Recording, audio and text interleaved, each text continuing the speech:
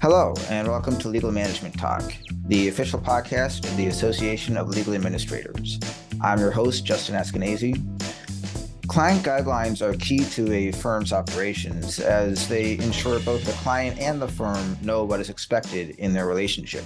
But they can also be complex and hard to keep up with, putting the firm at risk of breaching their contract. Our guest today, Andre Wouansi, founder and CEO of Accurate Legal Billing, is here to help us understand the importance of complying with client guidelines and to chat about the new tools that can help you do just that. Welcome, Andre. It's great to have you on. Thank you. Thank you, Justin. Thanks for having me. So I want to start with, what are the most common requests that you've seen in client guidelines, and how have some firms struggled to comply with them? Thank you. Very good question. We see in areas of a request in the guideline, and I'm going to give you a small example. Prior to 2023, and I had not seen things such as specific tasks being assigned to the associates at the firm. I think a lot of firms are going to be caught by surprise when they look at the new guidelines that are coming out. What is it that the attorney can do that a partner cannot do? In 2022, they were able to do the same task, get paid for, but in 2023 and beyond, they're no longer going to be able to do that. And also, some of the issue that we come across quite often with the law firm are things like administrative tasks. You do something, and then the e-billing auditors will come back and say, well, this is administrative. Or you're an attorney, you do something, and they say, no, this should be done by a paralegal. Or you work, and they tell you that the time spent on this particular task is excessive. So these are the kind of challenging issues that we see with the law firm week in, week out. Have you found that a lot of firms have been challenged by kind of assigning tasks to various to different partners or associates or paralegals, especially with kind of the staffing ups and downs that we've seen in the last couple of years? Yes, and I think yes, it is becoming more of a bigger issue because the association of a task with a group of individual at the firm. So also means that from the client perspective, they are trying to manage their legal spend. Okay, so if this task can be done by a paralegal instead of an attorney, then it means that they will end up cutting the spend as opposed to other way around. So it has been channeled to not to diminish. They make it clear to the law firm they don't want to diminish the quality of the service that's been given to the insured. Okay, it should not compromise on the quality.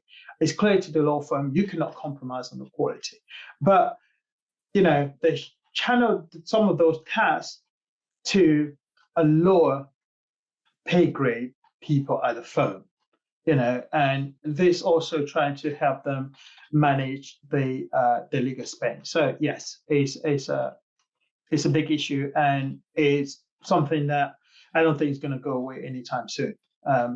As I mentioned earlier, we're seeing now being very specific, which were not before prior to 2023. I've never seen this in a guideline, and I've been doing this for 20 plus years. I've never seen it in a guideline where there are specific tasks to be performed by the associates. We had tasks, and we always had tasks to be performed by the paralegal, but not the associates. So things are changing. These guidelines are changing. New things are coming into the guideline each year, and firms should be ready to embrace them and work with them. Right.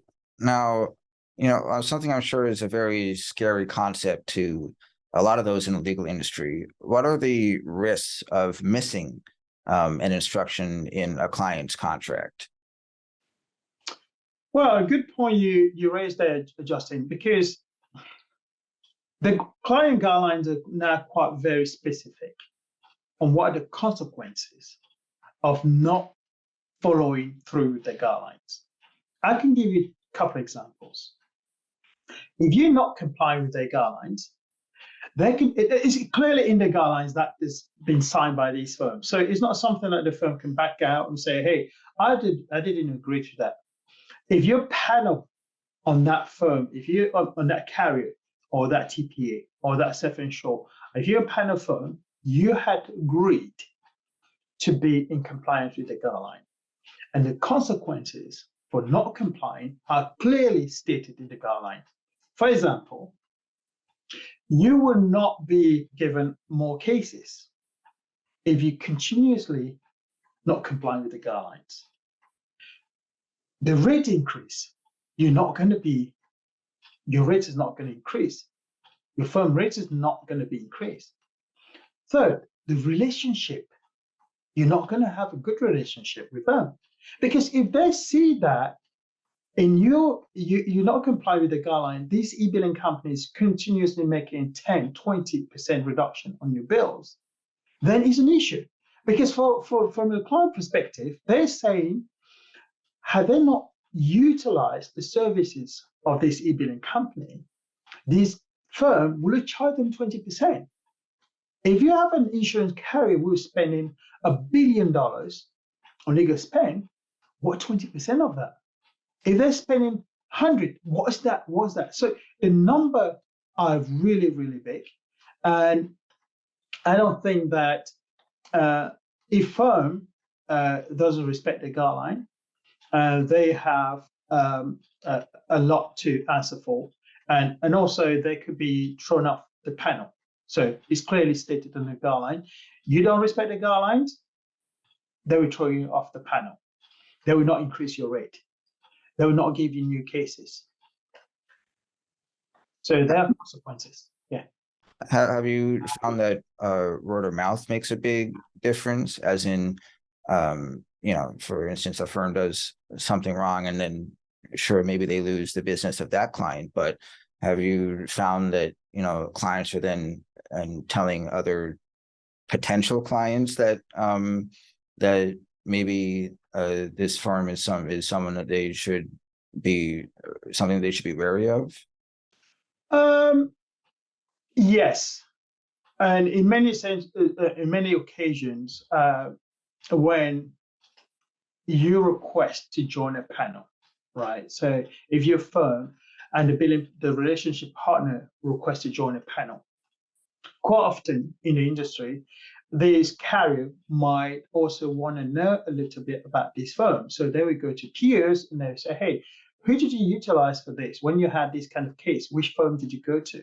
So also they will inquire about the firm. So if they inquire and then somebody say, well, this firm didn't represent us very well, or this firm is not complying with our guideline, or any negative feedback, like anywhere, chances are you're not going to get on that panel.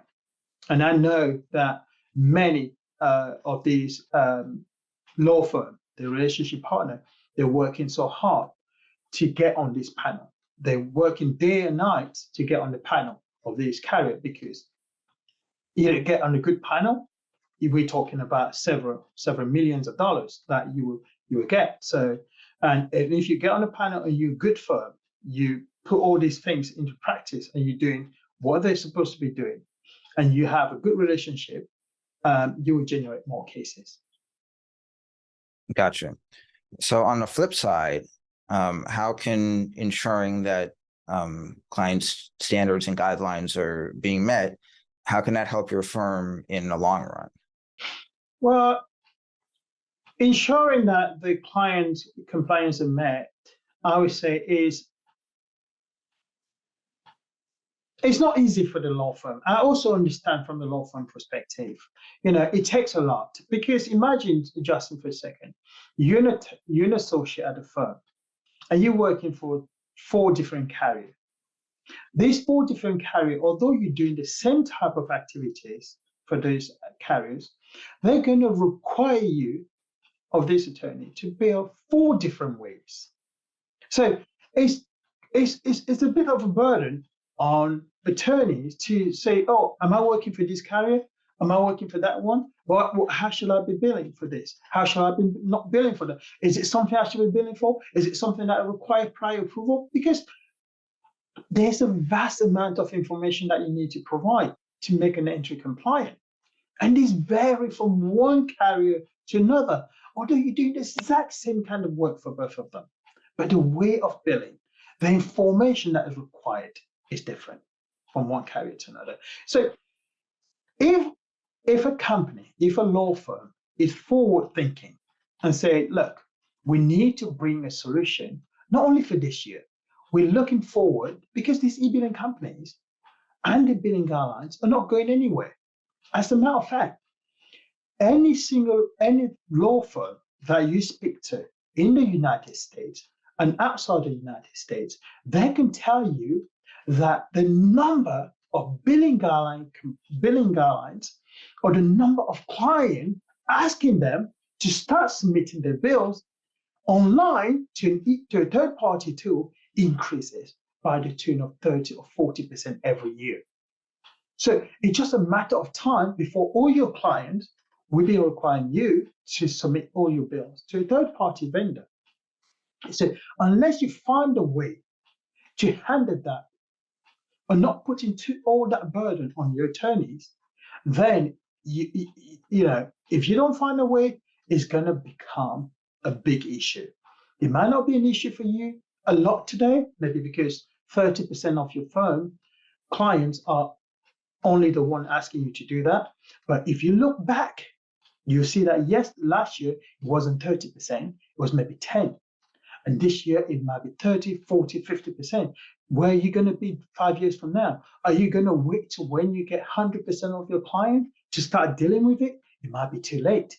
And also, if you track how much money you lose every year in the hands of this e-billing company, and not only the money you lose, but the time that it takes on your attorney, the burden you put in on your attorney, because this is the thing, Justin. An attorney who is entering time today. Let's say we are 1st of February. An attorney worked on a task today. Submit that time entry. That time is going to get billed, maybe by the 10th or 15th of March. It gets billed by 10 or 15, and then the e-billing companies going to review that maybe by the end of March, first weeks of April. You can see that there's a time lapse of about 8 to 9 weeks from the time that the attorney performed the task to the time that the bills is actually reviewed. Imagine 9 weeks later, they come back, the e-billing company say, hey, you did not have approval to do this task. All the time that you spend on this task is excessive. Or they're going to turn around and say, hey, how many pages of the document did you review, for example, because your time seems excessive.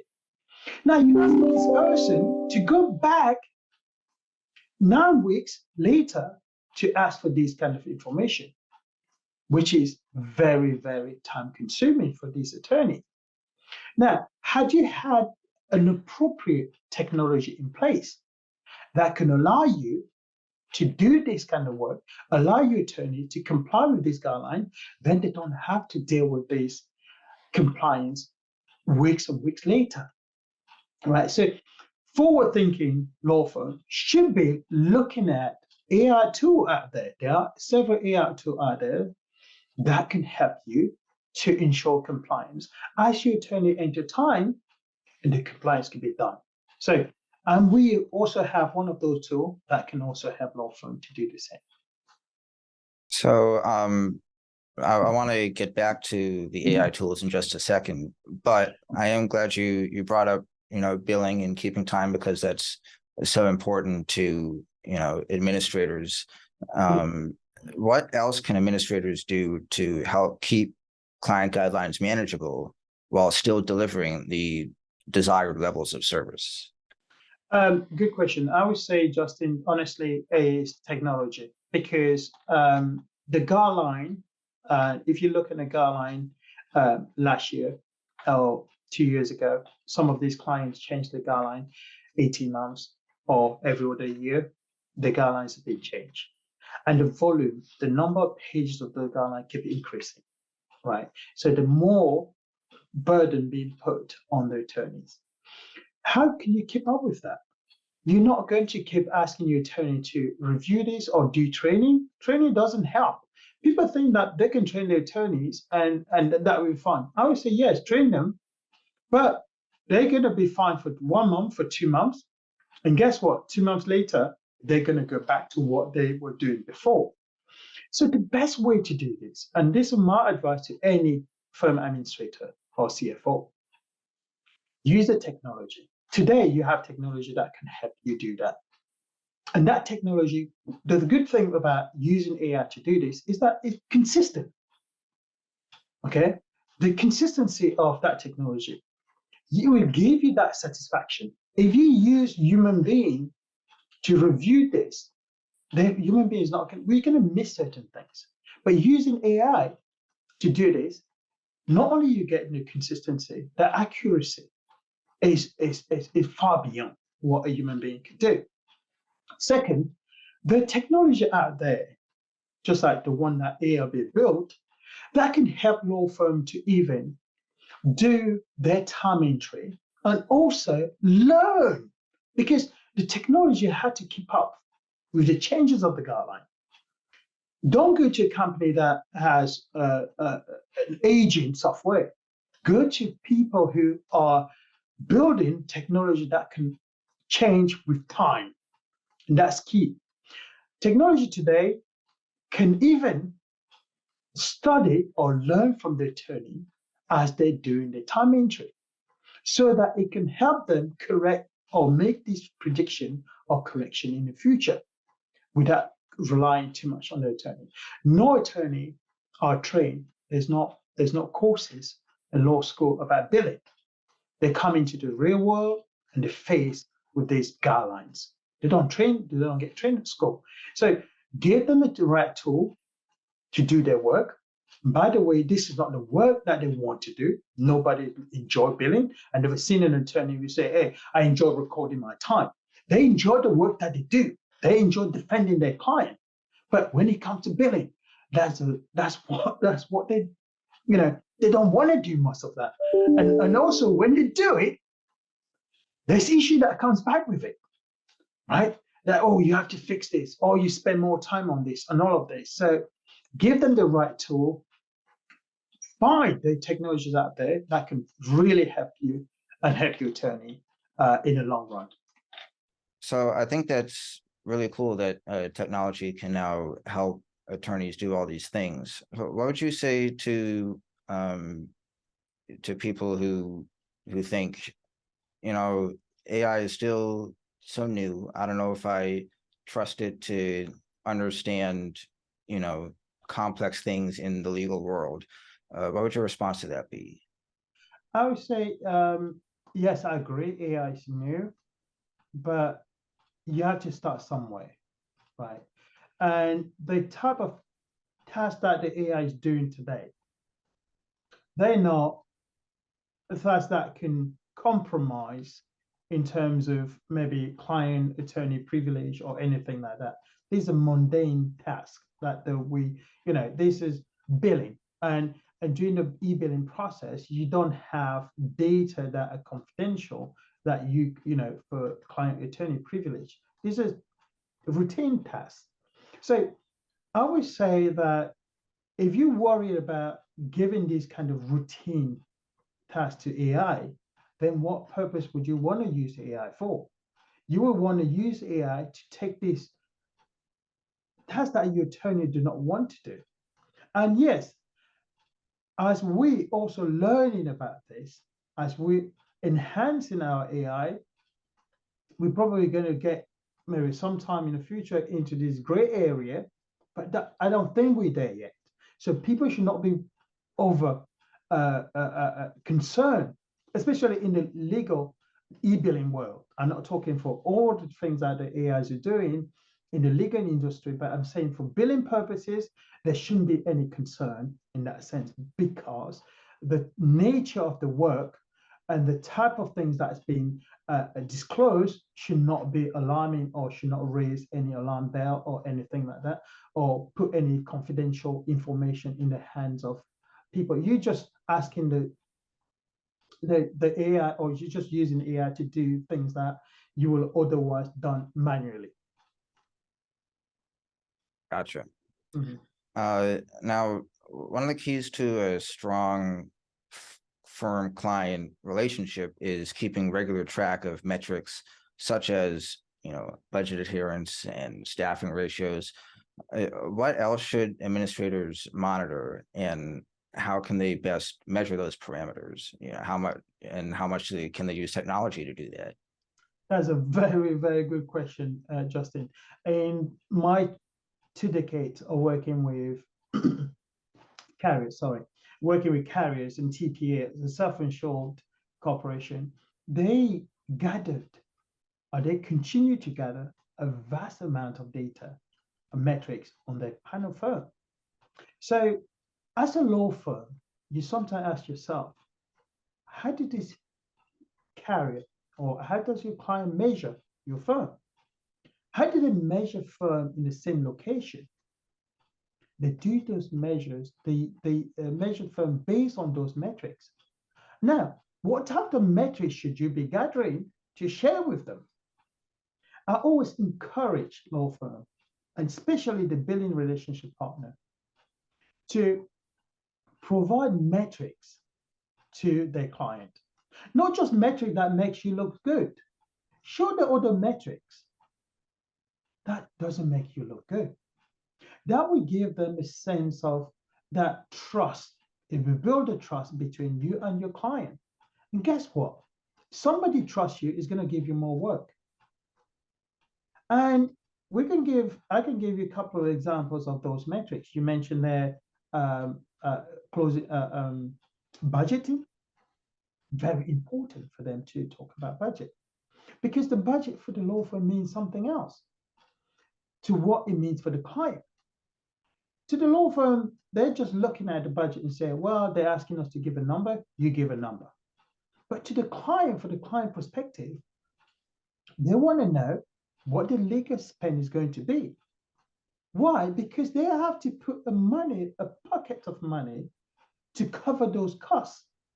Now, if your budget is not accurate, then from a client perspective, you're costing them money. A law firm doesn't understand how they're costing these people money. Well, you ask them to put, let's say your budget was $100,000. These clients are going to go in, they're going to put into a reserves account, maybe $80,000 or $75,000. And at the end, you only spend $20,000. From the firm perspective, they're going to say, hey, we saved you money. We told you it was going to be $100,000, but we end up only billing for 25. But from the client perspective, they're looking at it and say, you cost me $50,000. You made me put forward another $50,000 that I didn't need to.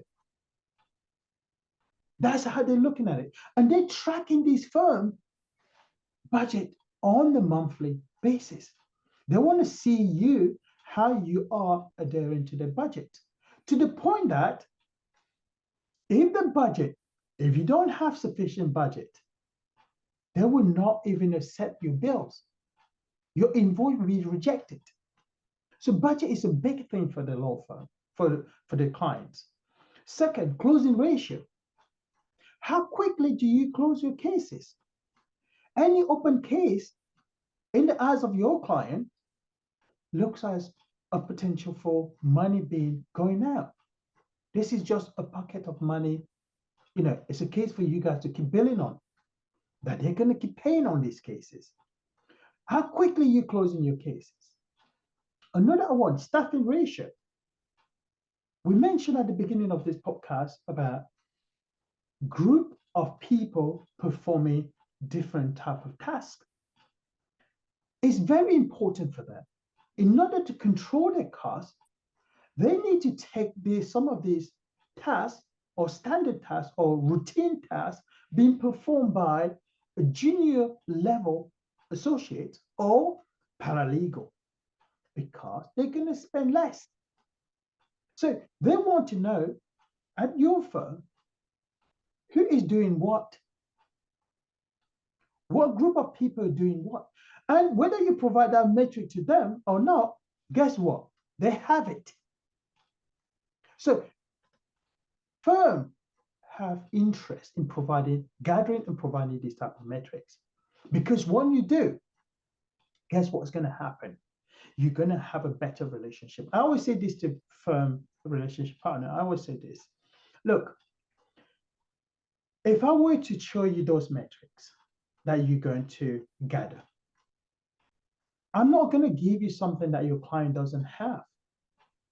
They do have those metrics, but what they do not expect is your firm gathering the same metrics as they're gathering, because they're working with third-party companies, these e-billing vendors. They're working with them to gather these metrics so that they can better manage the panel counsel. Imagine walking into a meeting and the agenda or whatever this client want to discuss with you, you present it to them. They have nothing to say to you because you are assessing your firm to a higher standard.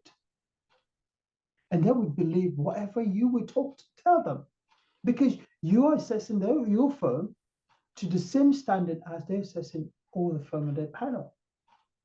They will be surprised that you're gathering those same metrics. And this will lead to a better relationship with your client if you were to gather all these metrics. So I would say to firm, please, there are probably 3 or 4 that I would say to always gather. Make sure that your budget, the legal spend, make sure you're tracking your budget against your legal spend. Make sure that you're tracking your closing ratio, how quickly you're closing the cases, show those metrics. Your staffing ratio, show that with them. And even if you only show those 3 metrics with them, this will be very important, and this will lead to a great relationship with your client, which will lead to more cases being coming to you. And I say this, just on the same note, I say this to firm partners quite often. I always say to them, listen, working with your client for 20 years, I learned a lot. For example, do you know that your client at any one point of time has so many cases that they need to give out? You'd be sitting there at a law firm thinking, oh, this client, they're not giving me cases. Maybe they don't have cases. They have hundreds of cases to be allocated, to be assigned to law firm. And they don't get assigned. I used to provide metrics to firms just to show to clients, carriers and TPA, just to show them how many cases have been set up and not yet assigned to any law firm. So there's so many things here that if you have a better relationship with them, then you could tap into these new cases, that pending assignment. Oh, that sounds great. And now finally, you mentioned at the top how there was such a drastic change in how guidelines were written heading into this year. Yes. Now, looking forward, do you see any additional changes on the horizon, and what might those be? Definitely yes, because if you look back 5 years ago, 10 years ago, the guideline was 17 pages. Some of the initial guideline that I participated in drafting, there were 7 pages. It grew to 17. Now we see some guideline 50 pages. I can only anticipate that with changes in the nature of the work that's been performed, and also, the world is evolving. We have new challenges. We have new thing being thrown at these lawyers on a daily basis. So e-billing companies and their clients, what they do, they have a team, a legal team, and their job is to review these guidelines and provide the changes. For example, I have a major carrier who released their latest guideline towards the end of November, with effective 1st of January 2023. There were about 40 changes.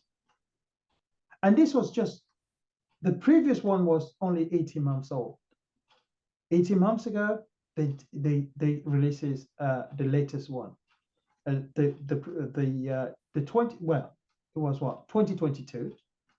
And by 1st of January 2023, that was late 2022,